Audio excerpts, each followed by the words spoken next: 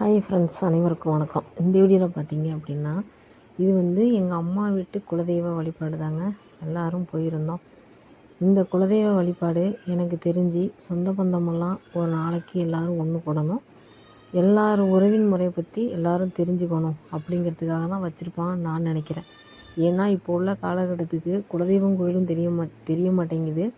அப்படியே தெரிஞ்சாலும் அவங்க ஃபேமிலியாக யாராவது ஒருத்தவங்க, அவங்க ஃபேமிலியில் ஒரு 4-5 பேர் வந்து குலதெய்வ கோயிலில் பொங்கல் வச்சு சாமிட்டு போயிடுறாங்க. ஆனால் எங்கள் அம்மா வீட்டு குலதெய்வத்தை பொறுத்த வரைக்கும் அனைத்து பங்காளிங்களும் ஒன்று கூடுவாங்க இந்த ஊரில். இது வேதாரண்யத்துக்கிட்ட இருக்குது இந்த கோவில்.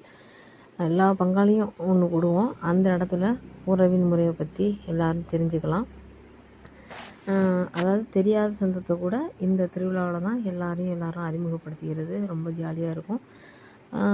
சாப்பாடு வந்து எல்லாருமே வரும்போது எல்லோரும் ஒவ்வொரு வகையான சாப்பாடு செஞ்சுட்டு வருவாங்க. அதெல்லாம் நாங்கள் ஷேர் பண்ணி சாப்பிடுவோம். இந்த வீடியோ பிடிச்சா லைக் பண்ணுங்கள்.